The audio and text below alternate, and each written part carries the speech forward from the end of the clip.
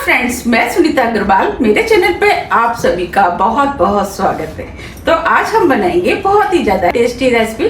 तो चलिए बनाना शुरू करते हैं। आज मैं आपको गेहूं के आटे से बहुत ही ज्यादा टेस्टी और चटपटी पापड़ी बनाना बताती हूँ, कैसे बनाई जाती है। इसे आप एक बार बना करके महीनों रख के भी खा सकते हैं और आप इसे चाय के साथ स्नैक्स के रूप में खा सकते हैं, या आपको हल्की फुल्की भूख लगी है तब भी आप इसे खा सकते हैं। तो चलिए देख लेते हैं इसे कैसे बनाया जाता है। गेहूं के आटे की पापड़ी बनाने के लिए ये हमने 200 ग्राम गेहूं का आटा लिया है। अगर हम कप से नापे तो ये 1.25 कप है। अब इस पापड़ी को चटपटी बनाने के लिए इसके अंदर हम मसाले ऐड करेंगे। मसाले में आधी टीस्पून लाल मिर्च आप अपने टेस्ट के अनुसार थोड़ी सी कम या ज्यादा भी कर सकते हैं। 1/4 टीस्पून अजवाइन को हाथ से क्रश करके डालेंगे, जिससे कि खुशबू अच्छी आएगी।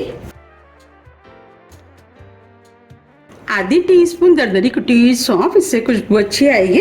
1/4 टीस्पून भुना वाला जीरे का पाउडर, नमक टेस्ट के अनुसार, आधी टीस्पून कसूरी मेथी, इसे हाथ से हमने क्रश कर लिया है। अब इस पापड़ी को चटपटी बनाने के लिए इसके अंदर 1 टीस्पून चाट मसाला डाल देते हैं। आप चाट मसाले की जगह 1 टीस्पून अमचूर पाउडर का भी इस्तेमाल कर सकते हैं। अब इस पापड़ी को खस्ता बनाने के लिए इसके अंदर 2 टेबल स्पून ऑयल डाल देते हैं।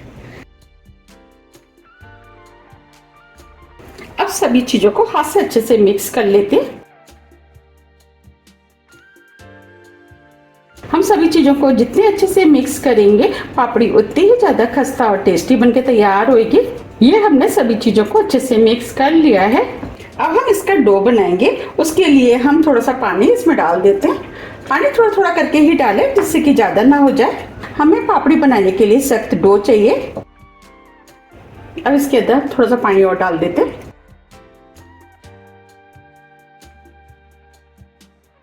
ये हमने डो बना लिया है, बस हमें इसी टाइप का डो चाहिए। अब डो को 20 मिनट के लिए सेट होने के लिए रख देते हैं और ढक देते हैं। 20 मिनट करीब हो गए। अब ये डो भी सेट हो गया है। अब हम इस डो को थोड़ा सा और चिकना कर लेते हैं।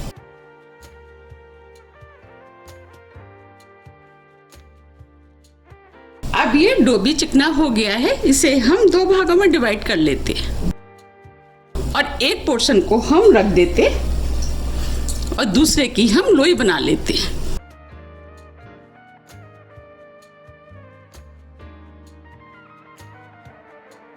देखिए इस तरीके से, और इसे हम ढक देते। अब जो हमने लोई बनाई थी उसे हम बेलेंगे। तो हमें इस तरीके से इसको बेलना है। अब हम घुमाते जाएंगे और इसे बेलते जाएंगे। हमें इसे बिल्कुल उसी तरीके से बेलना है जैसे कि हम चपातियों को बेलते हैं। ये हमने लोई को बेल लिया है। अब मैं आपको दिखा भी देती हूँ। देखिए हमें इतनी पतली लोई को बेलना है।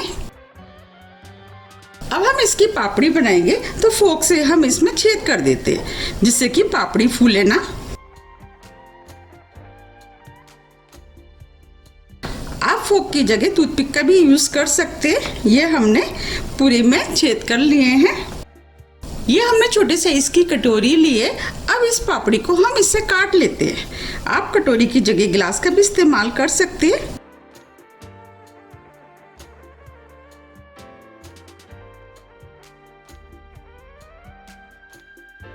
ये पापड़ी खाने में बहुत ही ज़्यादा टेस्टी लगती है। आप इसे एक बार बना करके महीनों रख कर भी खा सकते हैं, क्योंकि ये पापड़ी काफ़ी टाइम तक चल जाती है, खराब नहीं होती है।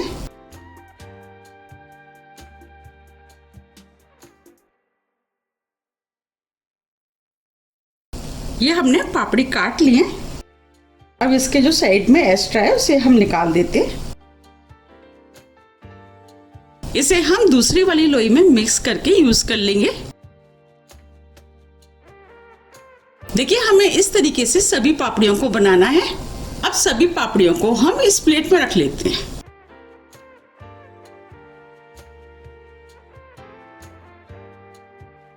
इस तरीके से हम सभी बना के तैयार कर लेते हैं। ये हमने सभी पापड़ी बना के तैयार कर ली हैं। चलिए अब हम इनको फ्राई कर लेते हैं। फ्राई करने के लिए कढ़ाई में हमने ऑयल गर्म करने के लिए रख दिया था। अब ऑयल को चेक कर लेते हैं। तो अब हम इसके अंदर स्टिक डाल के देखेंगे देखिए स्टिक के साइड में हल्के हल्के बबल्स आ रहे हैं, इसका मतलब ऑयल गर्म हो गया है। पापड़ी को फ्राई करने के लिए हमें मीडियम गर्म ही ऑयल चाहिए। अब जो हमने पापड़ी बनाई थी वो हम कढ़ाई में डाल देते।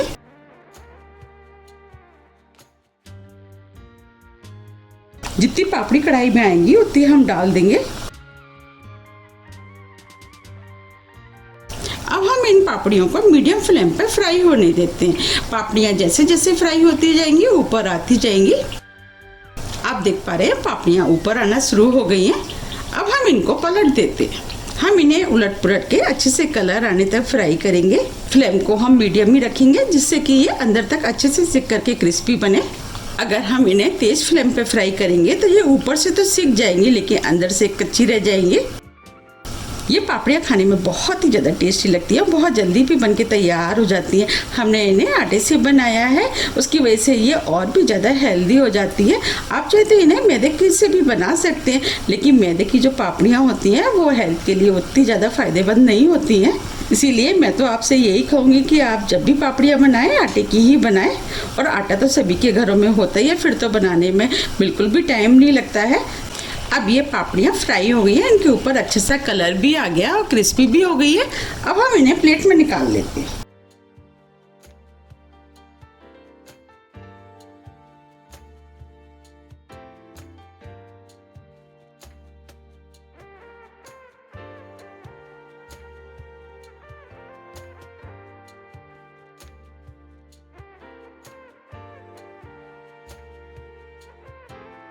हमने इन्हें गेहूं के आटे से बनाया है, इसीलिए इसका कलर आपको थोड़ा सा डार्क लग रहा होगा। आप देख पा रहे हैं कितनी बढ़िया बनके तैयार हुई हैं। अब हम कढ़ाई में और डाल देते हैं।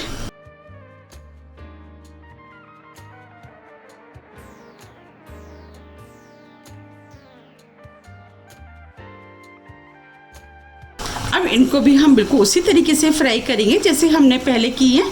ये हमने सभी आटे की बहुत ही ज़्यादा टेस्टी और खस्ता पापड़ी बना के तैयार कर ली है।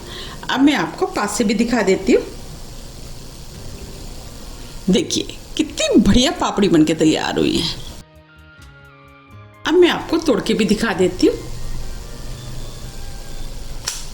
देखिए बनी है ना कितनी खस्ता।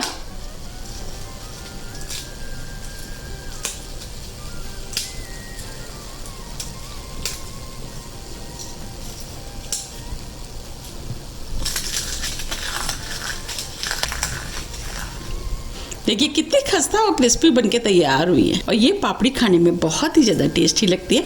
आप इन्हें किसी भी एयरटाइट डिब्बे में भर करके महीनों रख करके भी खा सकते हैं। और ये चाय के साथ खाने में तो ये बहुत ही ज़्यादा टेस्टी लगती है। अगर आपको हल्की फुल्की भूख लगी है, कुछ चटपटा सा खाना है, तब भी आप इनको खा सकते हैं।